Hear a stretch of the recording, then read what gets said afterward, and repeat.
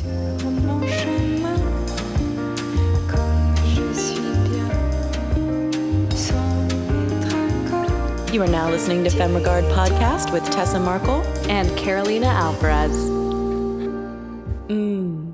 Femme. This is season 17. Check, check. Here we are. Hello, Hello Fam. Welcome to season 17 of Femme Regard Podcast. Oh, guys, we've done like over 150 of these episodes. So if you're a new listener, make sure you go back into our library. But thankfully this season, as you've heard, we're doing something a little different while we are deep in post on Sync, our first feature film. We are excited to kind of showcase some past episodes that we've done over the past 5 years, and along with some new voices to add to the show, new filmmakers who are telling stories that we're super excited about, and really in unique ways. In ways that we have not tried to do as filmmakers. And we're just so impressed by the creativity. And I think a lot of it does stem from, not having giant big budgets from production companies to work with, and really shows us as indie filmmakers how we still can find ways to tell our stories and do it in such a cool, unique way. So just to kickstart this season, we are bringing on the filmmakers of Burned, a live-action motion graphic film where the witches burn back. The film is a framed narrative starting with a live action in a dark library before opening hours, where a new librarian asks her peers where she should shelve the Malleus Maleficarum. Thus starts the seasoned librarian's tale of the book's origins and taking us into Austria of 1485 via a beautiful animated motion graphic novel where hidden snippets of the book itself give the minimalistic backgrounds, textures, and some of the biggest names in the voiceover to lend their talents. So it's going back to where all the witch trials started, which, I mean, as we know, were incredibly stupid. And,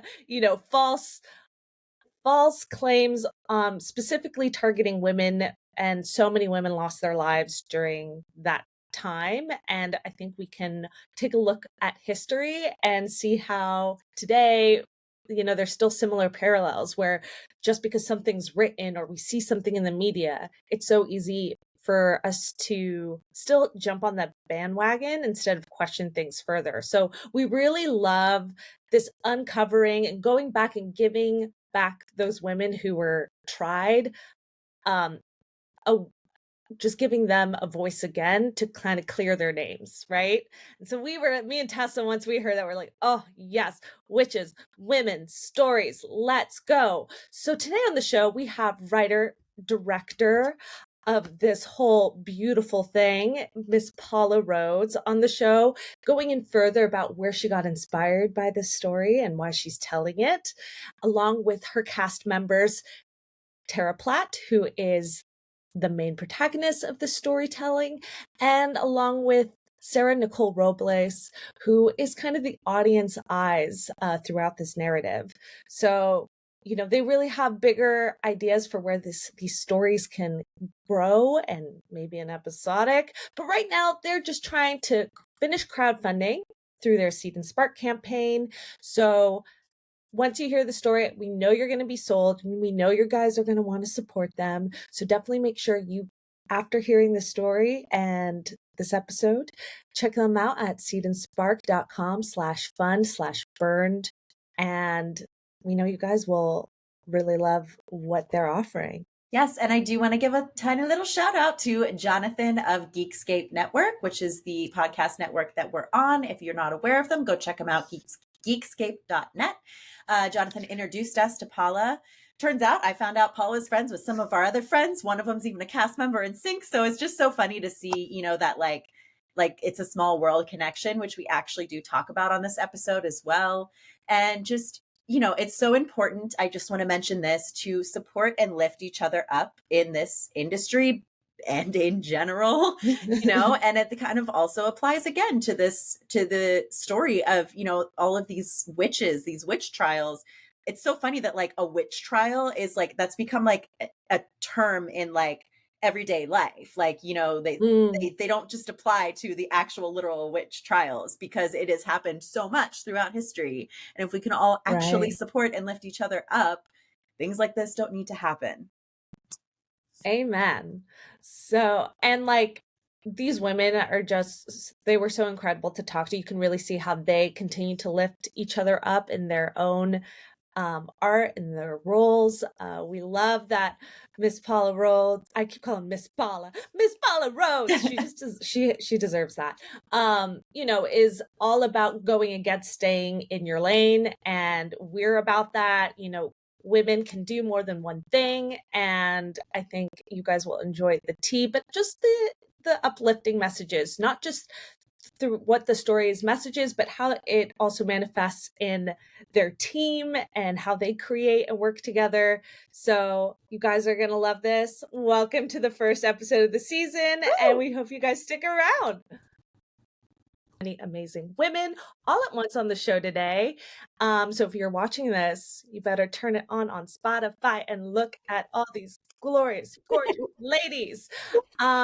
And we're so excited to talk about your project, and we were just so excited at the premise. So let's first introduce Miss Paula Rhodes. Would you say hi for us?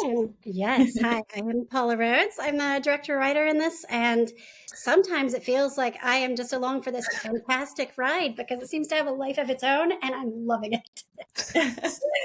Thank you. The best kind of project. The best kind of. Yes. And then we have Miss Tara Platt. Give us a shout.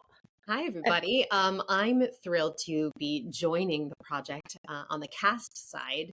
Paula and I are dear friends, and I was lucky to get to read an iteration of this as soon as she it burbled out of her, and I read it, and I was like, this is amazing. And not only does it deserve to be seen by the world, I think you actually have a series on your hands. Like, I feel like it's a bigger tale to be told. This is wood. I'm knocking on it. Yeah. Knock on the wood, yes, knock on the wood. But it's just I'm so joyful to be joining the amazing team that Paula has pulled together, not only on the cast side, but just entirety. Like, the people that are involved in this are really phenomenal on the top of their game, and it's exciting to be part of something that everyone's so impassioned about for good reason, because it's a story that needs to be shared and told. Yeah. Yes. And we'll get into that. We'll get into all the story deets. And last but not least, joining us, we have Sarah Nicole Robles. Give us a shout. Tell us what you're all about. I actually just met Paula through our friend Sissy, and I am so excited about this project. I was saying it really feels like very cosmic. I was just reading like a story, darker, frankly, about this like village full of like women who were just like taking care of business behind the scenes, and it was really interesting. And I was like, that's so wild. I'm so in. I read the script. It's so funny. I'm very excited. Yes. We love serendipity and the way the cosmic world aligns, and we're like, okay, this feels right. This project literally was just what I've been looking for, and I love that when just the worlds align. Yeah, it's so I feel fun. like, okay, I'm definitely doing the right thing right now. Yes. That has been definitely an exercise in my A-type personality, letting go a little, but being really beautiful about this whole process, because it started with a dream. And not just like I want to be a director, an actor dream, but literally like I woke up with this entire story functioning in my head after. This is a very good story. I know, it's so wild. I was like barefoot in a grocery store last night. Oh, I have those too. More cutting room floor of my dreams, but this one I knew was a winner. I had just heard a podcast, so full circle. Thanks, podcast. Called Witch on BBC, and it had inspired me a little bit because I'd heard about the Malleus Maleficarum. This was the first time that it clicked together that, oh my gosh, this was this book that was only outsold by the Bible for nearly 400 years, causing the torture and murder of almost 100,000 or more. We don't actually even have the names or numbers, but right around there, mostly women, people. it was essentially a rage post by this sexually frustrated troll. And the fact that we let this man and this opportunity or this ridiculous piece of writing really highlighted for me how badly we need media literacy, and always have, to question those sources and their motivations. Because even in his lifetime, he was kind of not taken seriously. Even the church was like, this is a little beyond us. That's a lot, dude. And kicked him out of the town. And it wasn't until after his death and people finding something in writing that they're like, oh, it's in writing. It must be truth. Which, hi, Grandma, if it's a meme and it's in writing, that doesn't mean it's the truth. Exactly. I just saw so many parallels to today that I guess my subconscious was just like, and you're going to cast these humans in it and make this story. And now we are, because some of the people that were in that dream, when I reached out to them, were like, yes, within minutes, just absolutely, we're doing this. So it's that's amazing. So That Paula, is I think magical. you are a witch because you called these people into existence. I can't deny it on every level. So I will just, I think the whole podcast itself of which was really fascinating in that, how does one define it? Yeah. Then, now, anytime. I mean, is it like the extra nipple? Like, what are we going by here? Right. I did not know right? That That was I was like, oh. people's bodies, like just as if it weren't some excuse to get the ladies naked. To check and see, for moles and things, and be like, oh, that changes the devil's nipple. That's how they all speak. They all had ridiculous voices. If they were, For sure. And they will. And they should. Everyone will have a very similar voice. But it really, it also, like I had mentioned kind of before we started recording, gave this really wonderful opportunity for me to let all these amazing multi-hyphenates shine in their many different areas, because I've had to really realize that that's an overarching purpose for me, is to fight against that pickling mentality, that you can be an actor on camera and voiceover, that you can be a director and a writer and an actor, that you could be also a mother or a nurse if you so choose. I think that having to make people pick one thing, and honestly, they're doing it to women, because I've been in rooms with guys pitching this where it has been absolutely, welcomed if they're like, bro, you should play that role. And they're like, yeah, I totally will. Maybe they don't entirely speak like that. I have amazing male friends too. They probably do, though. Just once in whereas, cool, Polly. right? Yeah. Whereas if I, come to them with a project that I've written with a role for myself in the beginning, it would be a lot of like, don't overextend, darling. And I just think the fact that women are hardwired to multitask, and that I love giving the opportunity for people to prove that art and creativity has many facets, and each one can kind of help the other to shine is something I'm really excited about. Yeah. And I mean, that's something we preach on the show all the time, is like, even if you don't end up like end goal doing all of these different things, at least try them, because worst case scenario, even if you hate them, like, you're still going to learn something from every different lane that you step into that's going to help your ultimate lane, And especially in today's world, it's like, you have to create some of your own content to get anywhere. Like, personally, if I could just act both on camera and voiceover, but like not have to produce, not have to write, direct, any of that, I would love that. But guess what? Like, I have to get there by doing these other things, and it's definitely helped my acting career. So it's something that it's so necessary these days. And I think us on the creative side are realizing this, that's like, we have to at least create something of our own, at least try these different things. So it's about time the people on the other side that we're pitching to understand that too. Yes. It makes you a better storyteller in every endeavor that you're working in. You may find something that you love too. Like, I didn't initially take on the directing mantle thinking I would love it as much. It literally was America pointing out to me, hey, you could just cut a directing reel. You've done enough things. And I was like, no, I have. Oh, things to be like, maybe I do like directing. Maybe I like that extra power behind the camera of being able to craft a story, and that confidence to step into that. And I think having fellow women championing you and showing you that they believe in you even before you do is vital. It's vital, and it's so wonderful. And it really does lift all boats. So in that aspect, I thank Tara quite a bit for that, for many of my things. So Yeah. No, Yeah. that's huge, Paula. And it definitely sounds like you have a great team behind you, like telling you, like, yes, you got this. Like, we're here to add to Yeah. your vision and be creative. And that is everything, especially when you're stepping into a role that you're not entirely familiar with. And but that doesn't mean you don't already got the goods. You don't already see the vision. I mean, that was in my case too with Sync, like our first feature. I had written it and I kind of wanted to do the directing thing, but I was like, I've never done a feature before. So am I insane for like stepping into this unknown territory for our first big project? Well, But I and you were starring in it too. Yeah. Trial by fire. It's how we do things. Yeah. That's You how think we they do told it. Taika Waititi that, or like, are they saying like, Yeah. hey, brothers or whomever? You know, they're not like,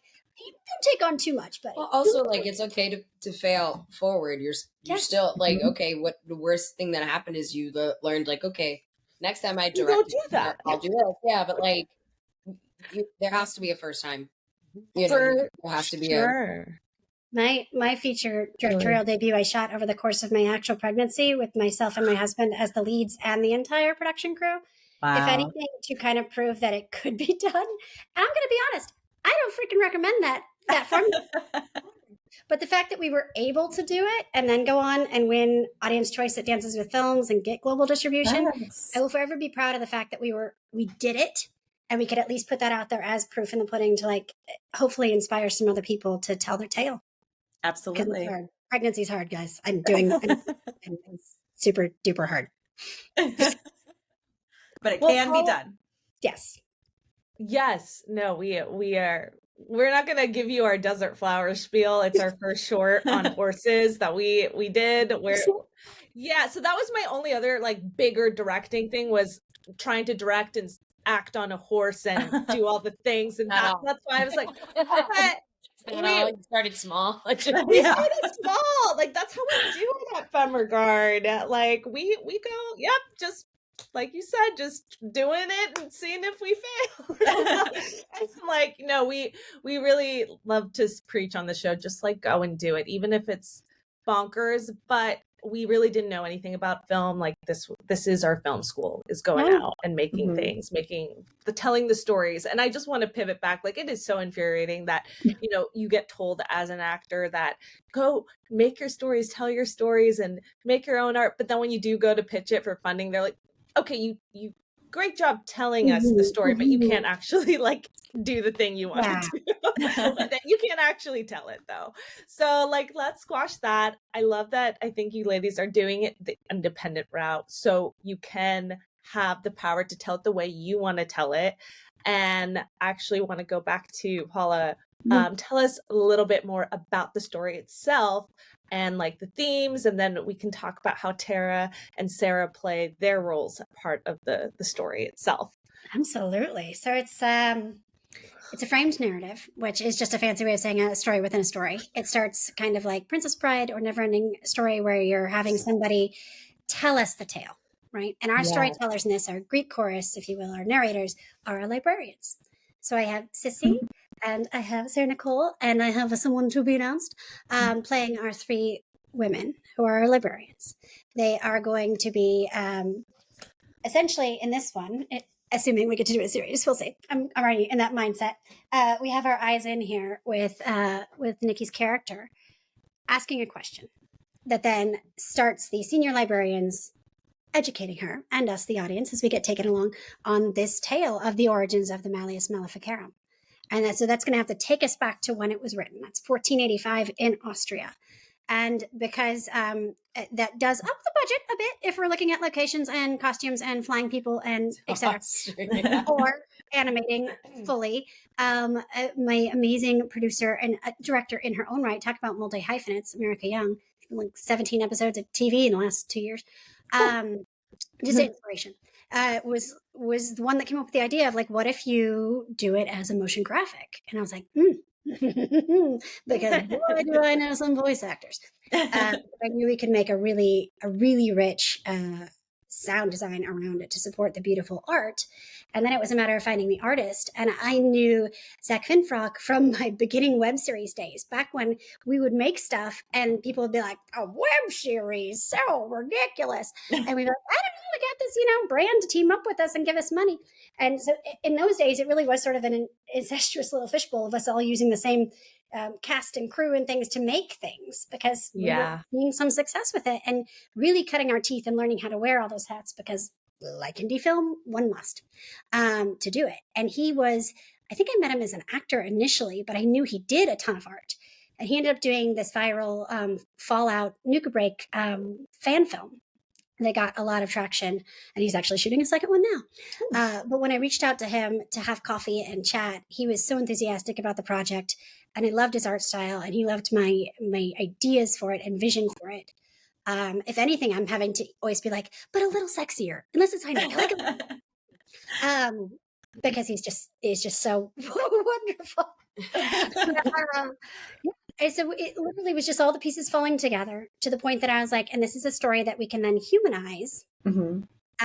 And with humor, burn back to really take that narrative back, because a quote that stuck out to me was one from Margaret Atwood, who wrote The Handmaid's Tale and a bajillion other things, and said that men are afraid that women will laugh at them, and women are afraid that men will kill them.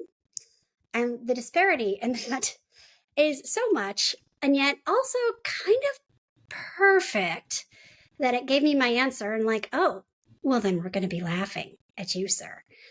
So painting that picture, I guess, is sort of what I can do without too many spoilers, as far as where we're going to be taking this audience through a true tale in what really spurred him on to write the Malleus Maleficarum and this accusation he had against Helena Schuberin, who might be a lovely transition into talking to Tara, because she's going to play my little in-world heroine, Helena, who was a real-life badass.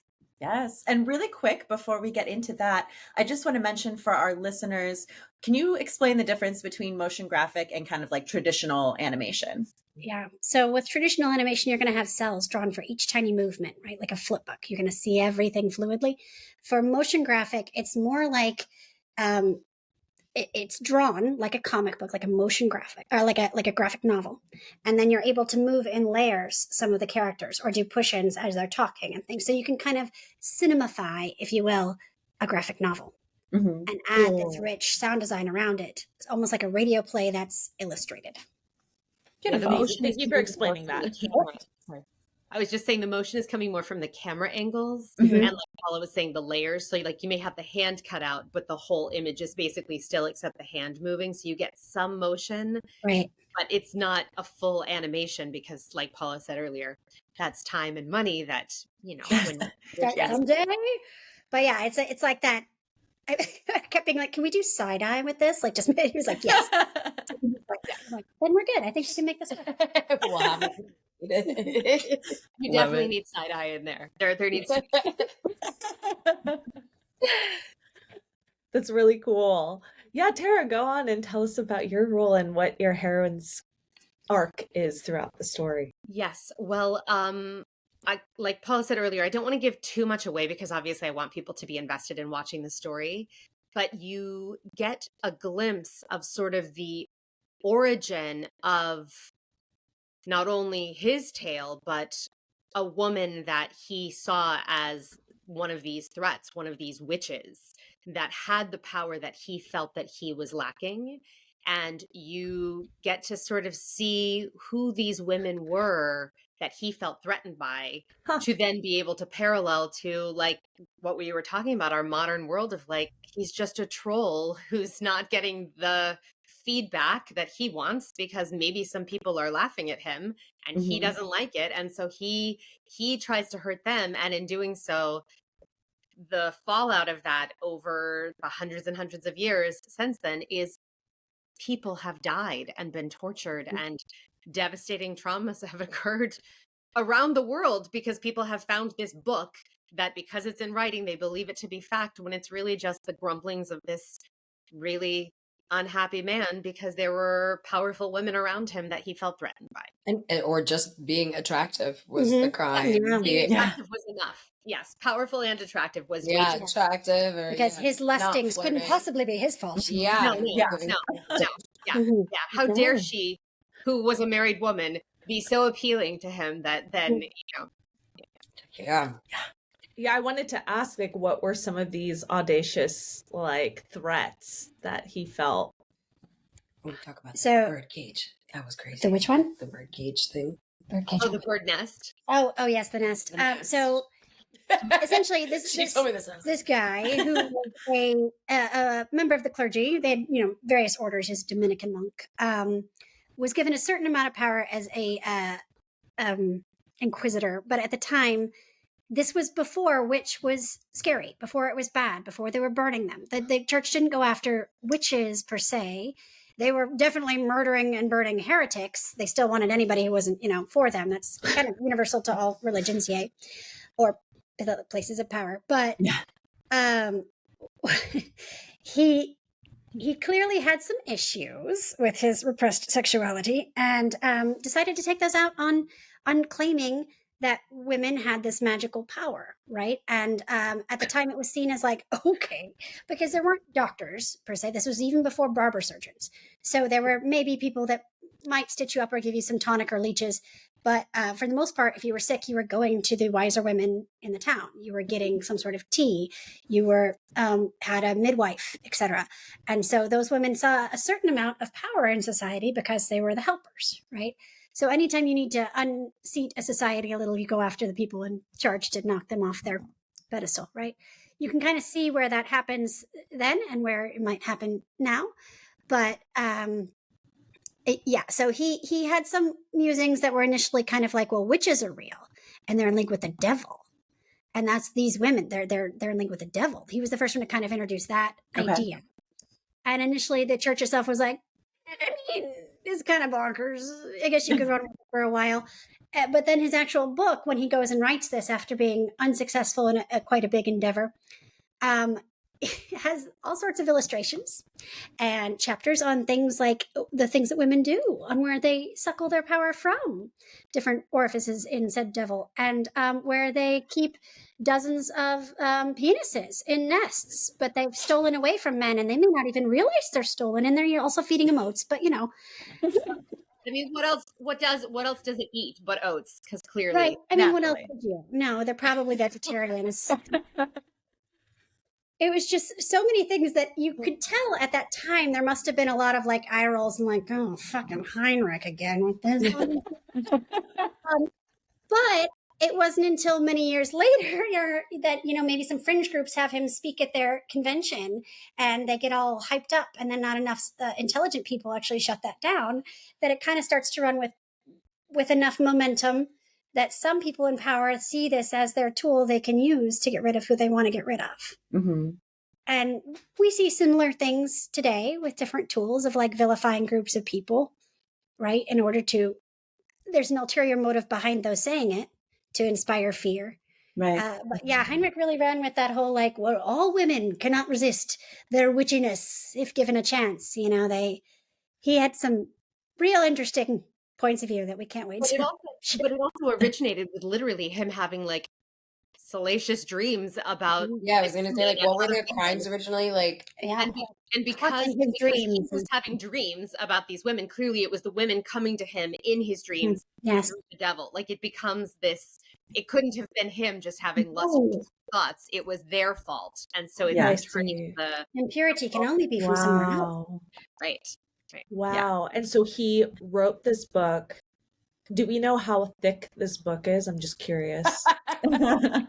It depends on the parchment on which you pick, but I have a copy of it, and it is not terribly thick. It's like a pamphlet brochure style. I mean, it's not as thin as that, but like it's a little book. Pretty thin, and when it's printed out without its beautiful illustrations. I was sadly bought a copy off Amazon that did not have the illustrations.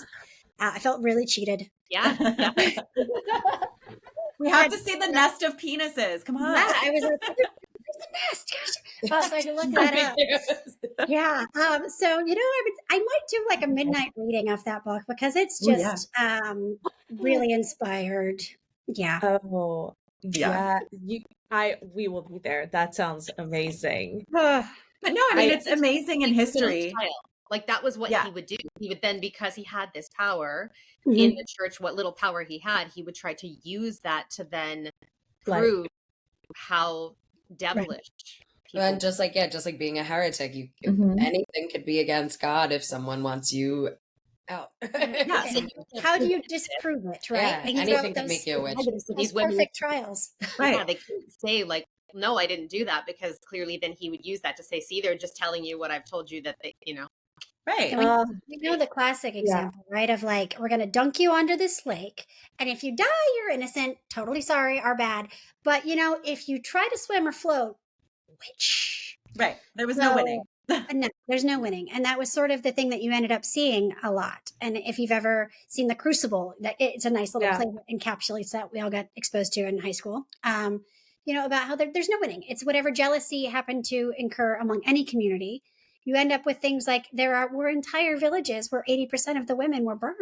There Yeah. were just decimations. Yeah, throughout not just time. women. If you were like, No. you could be anything. It was I don't know, just very uncanny parallels to the rest of history, obviously. Absolutely. And what's terrifying is that everyone went along with it. Everyone was just also paranoid and terrified that everybody else is a witch. So, this person saying it must be true. I have to say, until reading your script, I didn't, not to spoil too much, but I never understood like what you're saying, Tessa. Like, how do people go along with it, right? Like, genuinely, like, how do you turn to your neighbor who's been nice to you for 20 years and be like, you know what? You're an old lady, and you probably lived this long because you were in league with, like, how does that switch Like, happen? your flowers are just way too nice. Yeah, Like, and it was kind of like this Like, I don't know. insidious thing of like you were saying, like at the time people didn't believe him. Yeah. And Mhm. like husbands weren't turning on their wives. And it's a slow thing where it kind of becomes dissociated from what it was. Someone found it again later that it kind of got this power. So it's like taking these threats, taking this hate seriously in the moment. Yeah. Was kinda Without like- without standing up when it was small enough to be squashed. Mhm. Letting it get big enough that it had this power that suddenly everybody was so afraid of the giant of it Mhm. that they didn't shut it down. That they then utilized it for their own means of like, oh yeah, I don't actually like my neighbor. I would like their property. Yes. Yeah. And she's old. She's had that Yeah. nice piece of land for too long. I want to double the size of my holdings over here. So yeah, you saw that a lot. Or you saw midwives that were unable to save a baby. And the grief of parents, being like, clearly she was a witch. She killed her baby. Despite, yeah, fine. Okay, we had 60% infant mortality. Meh, meh, meh, witch. Yeah. So it's clearer from this point in history, right? Looking back. And you right. have to recognize that there are seeds of that we could see now that the future will look back at us similarly. Right. So anytime I think we can humanize that is a worthwhile endeavor.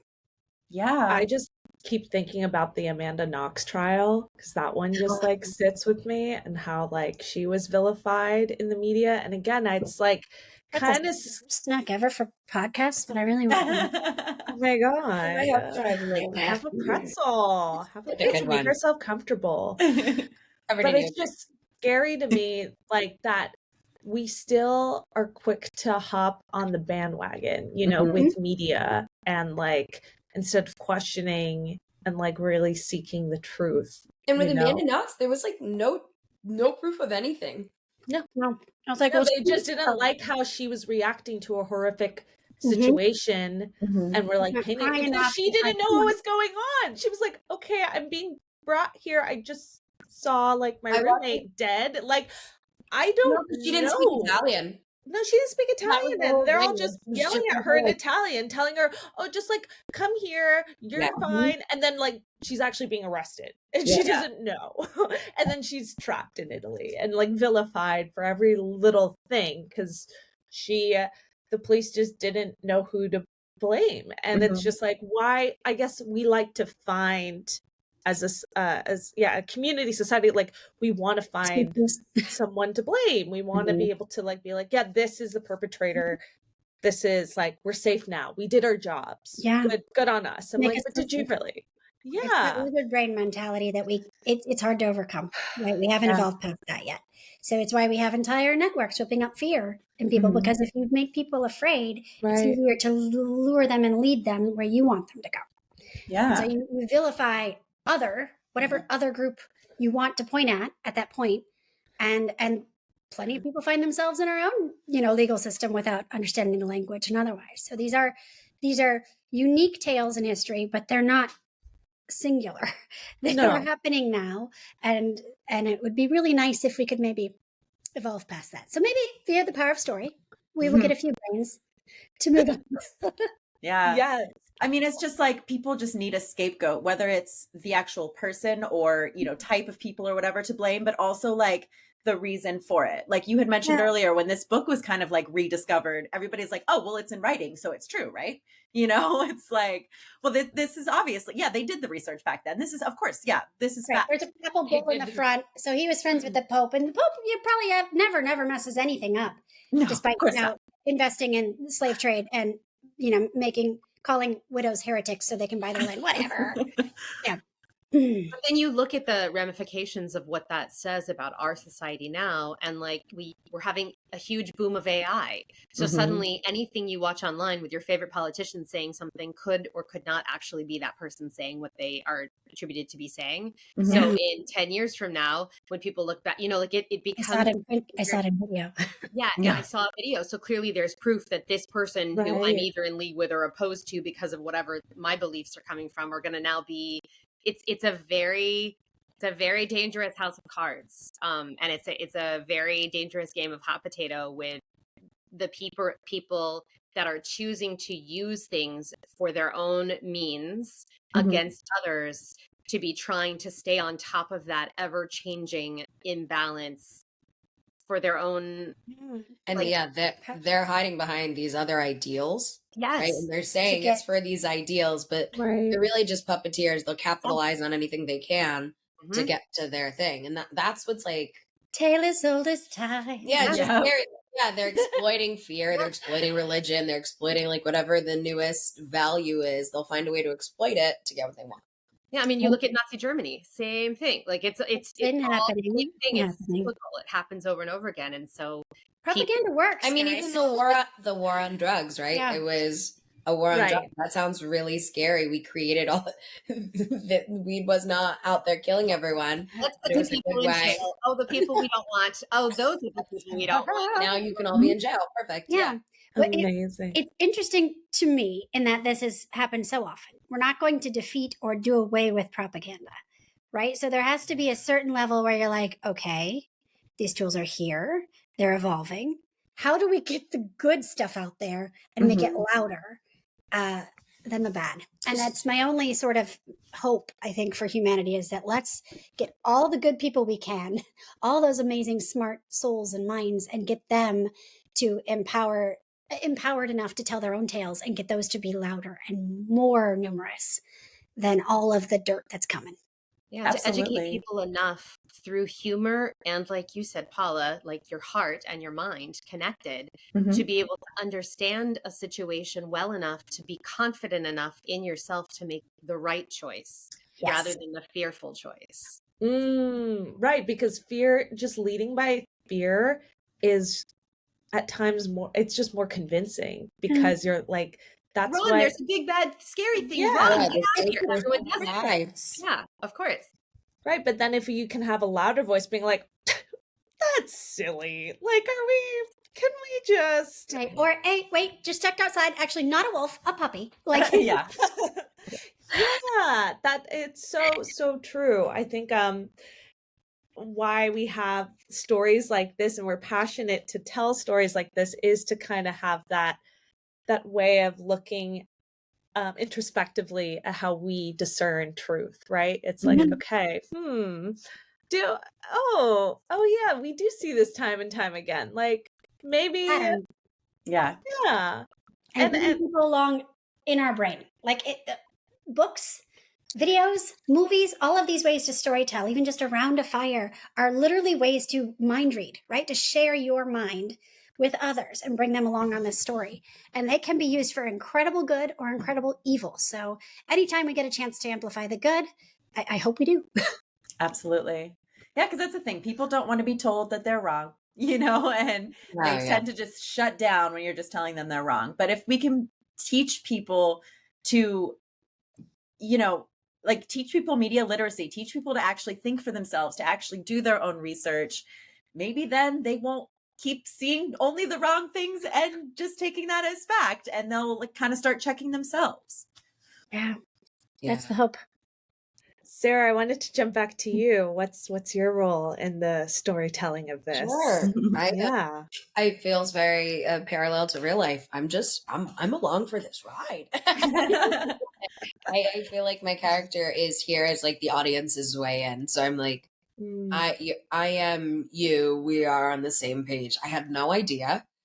I am loving these powerful women and reverent of them, and they're blowing my mind. And I just feel like it's really exciting for my character, and I hope it'll be really exciting for everyone who gets to watch it, because it's I think it's really important to clear witches' names. Whatever kind of witch, whatever their crime was, it's really important that we go back and look at that way that we can take away that lesson, like, let's question things, right? Like, let's educate ourselves before taking that seed of fear out. Exactly, because like there may be some truth in what they said, right? And those are the best lies. There might be some truth in the beginning, right? That like, oh, okay, we can't. This woman was powerful, or this. Gosh, these women had a kinship. These women had a, there was like this feminine energy, and I think it's just really important to go back and say like, hey, there weren't actually any bad witches doing any of the things. Like we always hear like good witch, bad witch. Where are the bad witches? That's where are the bad witches at? Like, we're the bad witches, yo. Yeah. I think it's absolutely true. What's really interesting about the overarching, cause of witch trials and otherwise is the fact that it bleeds out so far. It's not just witches. The vast majority of the people that were killed and tortured were just folk, right? Mm-hmm. They were just people. So the fact that you have to recognize that this label, this fear, was spread to so many other people. If we can even put the magnifying glass back on to where it originated, and Helena Schubrin would not have referred to herself as a witch. Yeah. So it's really interesting to me to examine that through a whimsical lens of how one little thing can snowball into this big scary thing. And yet I do believe in magic on some level. I've felt it enough in my life and seen enough things happen. And whether people refer to it as prayer, or they refer to it as spells, or they just refer to it as homes to the universe, we all probably have experienced some little something in our life where we recognize there's more to us than we probably understand or will maybe ever grasp, right? And I think expanding that to take away the fear aspect that so many still have. You still have children in Nigeria having acid thrown at them for being witches. Anytime we can take back a little of that fear from the lizard brain mob mentality is a good thing. So I think Nikki said it quite well there. Yeah. And I mean, I think magic does exist in the world. Even you see just with like synchronicities, which I'd love to talk about your dream experience when you were coming up with the idea for all of this. It's kind of like those moments that are just meant to be, that like they prove that you're on the right path. That's how I like to look at it. I think that's actually exactly what it is. If I look back over my life and I see the times that I've been the most successful or in the right place at the right time, which, let's be honest, most of this career is, right? Like each time, if I look at whatever signs are going on around me or really paid attention, you see them. In hindsight, you do. And at this time in my life, it was the weirdest thing to be attuned to the fact that I was noticing them in the real time. I went to a convention shortly after having this dream and writing this first script, which is where I met Julian Richings, who played Death in Supernatural and was going to be my amazing Heinrich. And it literally was like I couldn't take my eyes off his face. Like, he has a freaking amazing face. And he can play a villain like just no other. But my gosh, the man is a gem. He is just a warm, wonderful human. And he was probably like, why is she staring at me? But it came down to just him, like inviting me. We all went to dinner and we were chatting, and I just was like, I have to tell you, I have this idea in the script, and I think you'd be amazing for it. Can I tell you about it? Is it crazy? And he was like, oh, please tell me. And to be honest, we get these pitches as actors here and there, right? Where you're just like, oh, that's kind of crazy. Thank you so much for sharing. But he was just so enthusiastic and like, yes, we're going to make this. Let's do it. That it was what kind of buoyed me to be like, well, maybe I should reach out to Sissy because she was definitely in that dream. And I literally started to write to Tara to get Sissy's information because I had met her socially through Tara and Yuri's gatherings and parties and things over the years, and just through work. But I was like, I'll just send her a direct message. Maybe I'm crazy. She may not even see it. Who knows? And within minutes, she had this enthusiastic, like all caps reply of being in and having goosebumps and things. So it was all these little seeds of being like, yep, this is happening. I think that's just so inspiring to hear. Yeah, I love that. I mean, I know Tess and I have felt that in our careers and journeys, and filmmakers out there who are maybe just starting, and you feel like, what is the universe telling me? And it's, a roller coaster for us. It's a roller Like, coaster. what else can I do? This is like, I'll awesome. try this. Yeah. Or, and then one call comes and you're like, never mind, I love my life. It is a constant ride that we always have to be re-choosing in the arts, right? Whatever that is. So you always have to be like, okay, do I like this or do I need a different ride? And if you're evaluating it all the time, this is at least how I keep my mental health mostly in check. Please do, Sean. Is okay,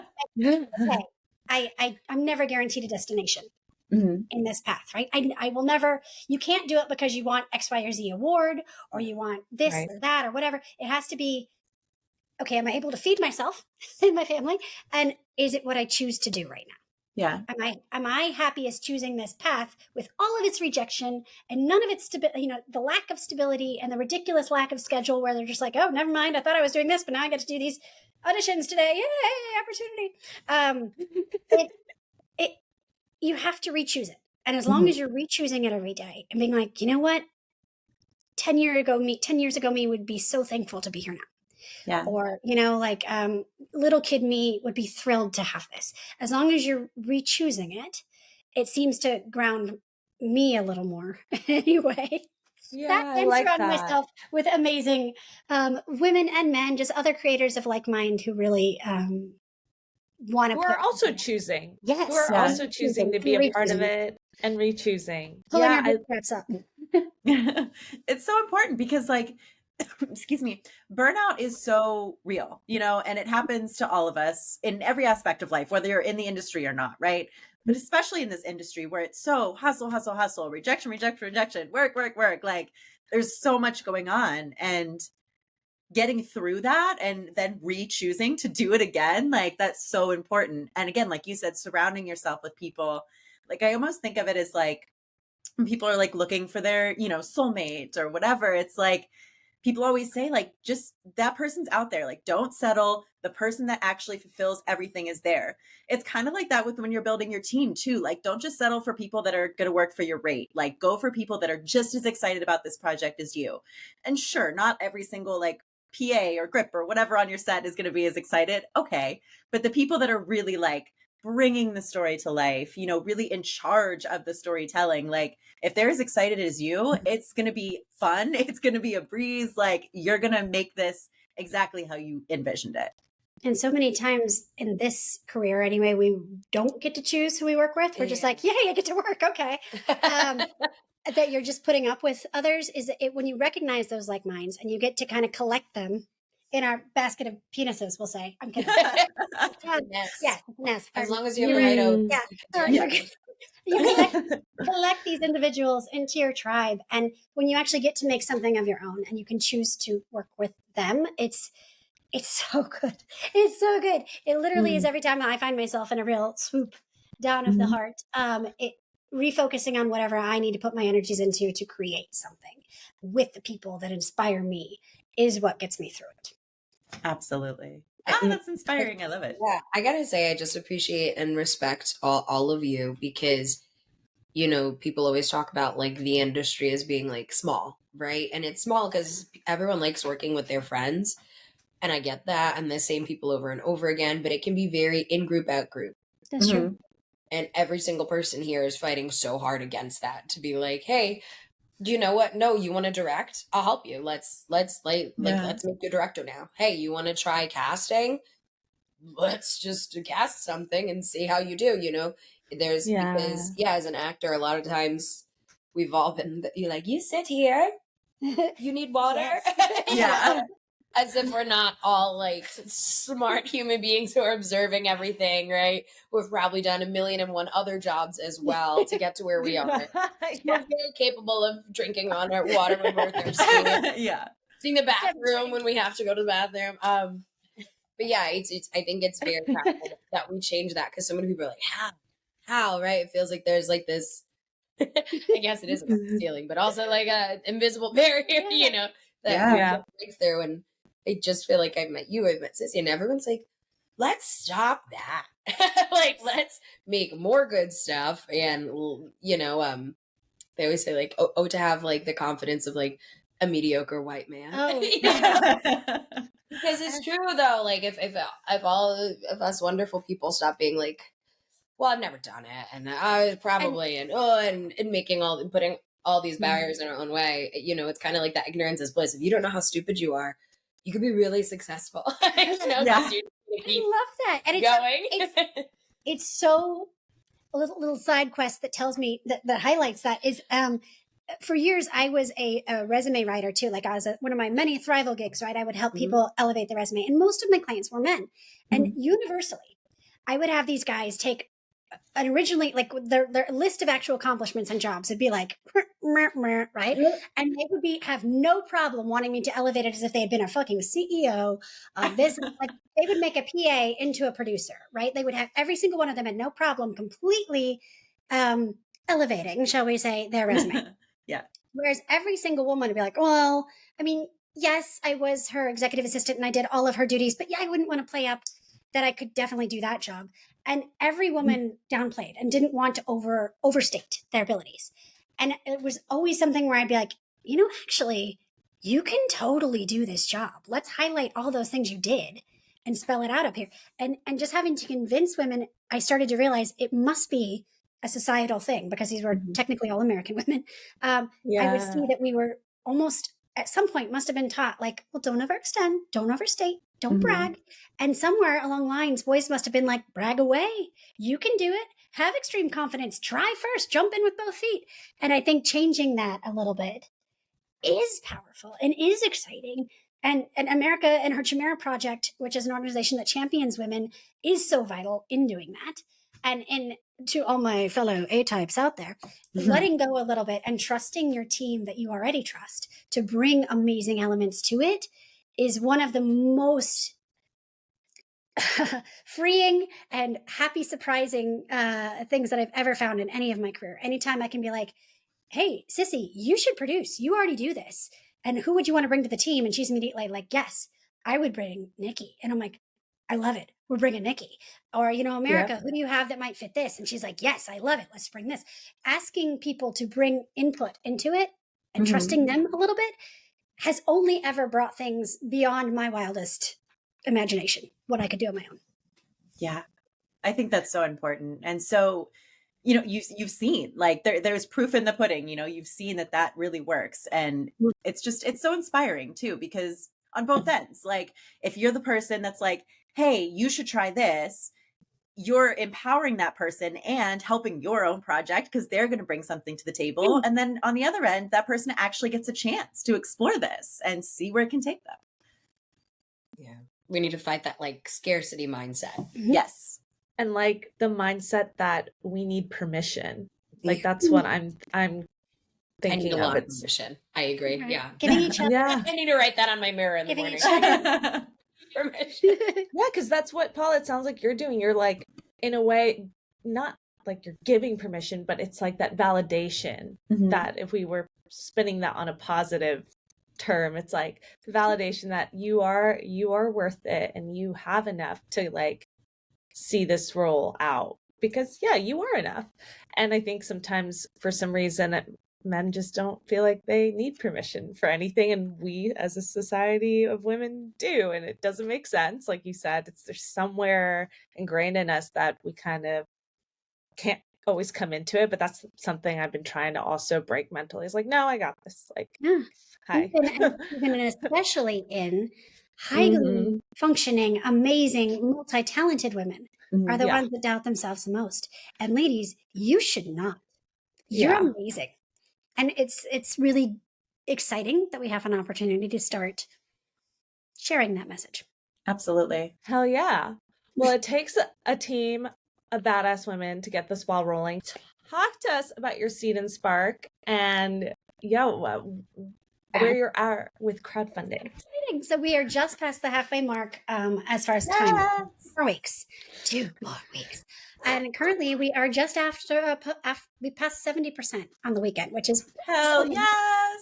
Congrats. Congrats. And we have a number of other press reach outs we're doing shortly, and some really exciting team ups we're announcing soon, including one which I believe I can say now with Black Phoenix Alchemy Lab. If you're not familiar, is such a fantastic female-owned company that creates these amazing oils and perfumes based on literary and different pop culture characters, really. Like when I did Neverwhere, the West Coast premiere for Neil Gaiman's play, which they created a whole line of Neverwhere character scents that we did for the show. When we did Peter and Wendy, The New Adventures of Peter and Wendy, they did a whole Peter Pan line for us. And so they're going to create a Witches Burn Back scent, and the profits of that will go toward the film. But I'm quite excited. So cool. Some of the scent notes they've sent me are like, I'm like, are you kidding? I can't wait to smell that. And then they'll send some prototypes that we can have some fans come together with us, maybe some special perks, and then our team to decide which one is going to be the scent. Oh, that's so cool. But right now, yes, we're at 70% and climbing. We have to get to 80 before we're guaranteed a dime. That's the green light threshold for Seed and Spark. And we're going to do it, guys. Keep sharing. People know about this. It's seedandspark.com/funds/burned. You can see our pitch video. You can see some of the awesome perks, including, although they were sold out, we are going to release just a tiny handful more of a perk where you're allowed to be drawn in to the animated portion of our film to actually see yourself in there. We had some where you get to, 2 of them were to voice a character. We have 2 lines from some amazing fans all over the world. Partly. Future me, we'll deal with that later. But it's some really great community building. You know what it is? It's been really empowering to see so many people come to this excited about it. Hell yeah. And you have some really fun, exciting like rewards and community building things, like you were saying about the scent, or like getting to voice a character. Like I know for Carolina and I, you know, every time we do a crowdfund, we're like, okay, so what rewards do we want? Like we don't really want to mail things. Like, you know, it's always so hard to like figure out what people want and what you want to give away. So those are some really cool things. Yeah. It really did come down to, I mean, at this point, they've had a decade to perfect crowdfunding. You're not perfect, but twiddle with, right? I remember when we first started, it was quite the experiment in what not to do. But and I'm talking about 12 years ago, me, it's fine. But this one, we have specifically experiences, things like a video shout out from a cast member of your choice. We have quite, I think 3 or 4 people who have bought the highest perk to come to our premiere, wherever that is, which is kind of exciting. So a lot of it's experiential based. It's including them in the story and the journey with us. And we are just so excited to have them.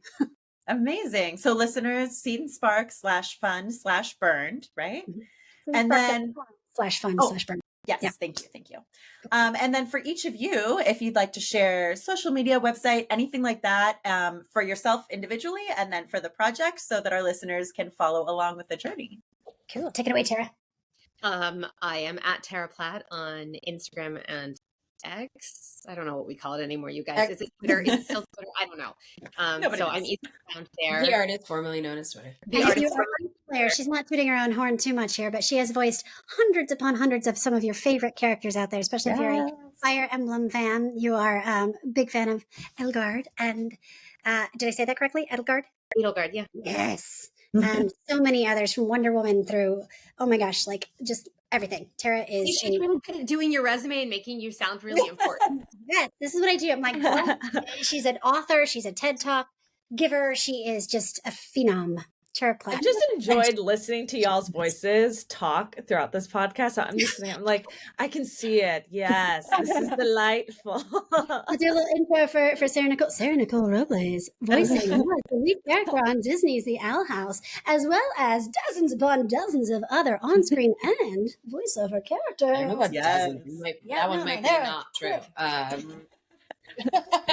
I don't know. Yeah, I wasn't into Twitter super hard. Just a lot of negativity. I like it as a Same. platform. But yeah, I feel like speaking of trolls, they love Twitter/X. So Mm. I'm on there. Don't follow. I won't post anything. So just Instagram, Snarkler, SNARKLER. Is there a story behind that? I love it. Yes, I have a lot of names. Mhm. So that's a long story. But my name is Sarah Nicole. My family calls me Nikki. My friends in high school, they're like, we gotta like abbreviate that. And I was like, okay. And they're like, snarky. And I was like, no, that's a word. And it's actually not the nicest. And they're like, no, it's perfect. And it's not right. I am definitely a little snarky. And yeah, that's how it all I love trickled it. down. Nice. I love that. Yeah. Sarah Nicole Robles. So- Hell yeah. Snorkeler. How about you, Paula? Tell us all about where we can find you. And I'm doing your whole resume now. Yeah, we need the resume. Let's see. My feature directorial debut, which is myself and my husband over actual pregnancy, went on to win the Audience Choice Award at Dances with Films.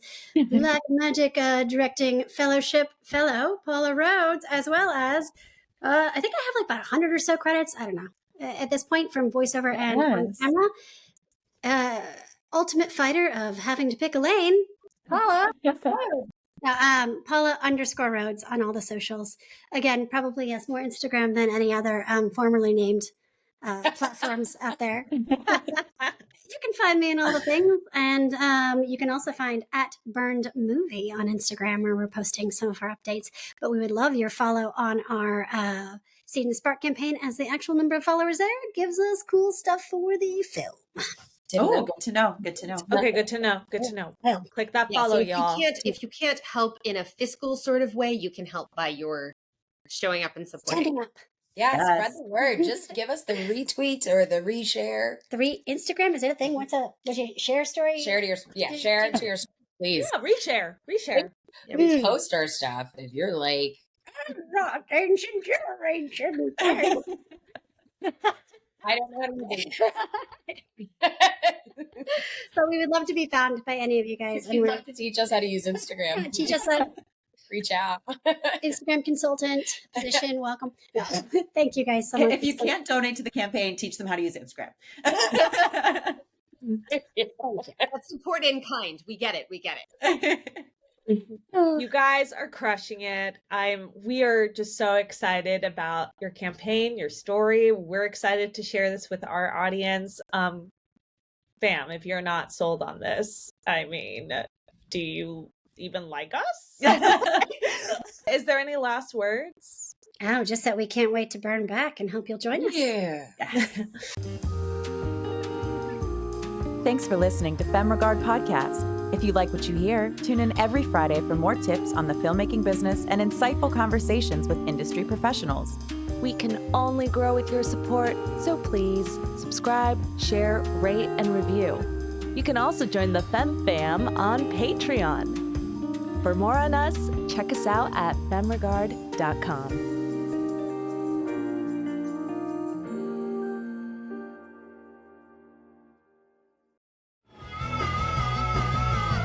You're listening to the Geekscape Network.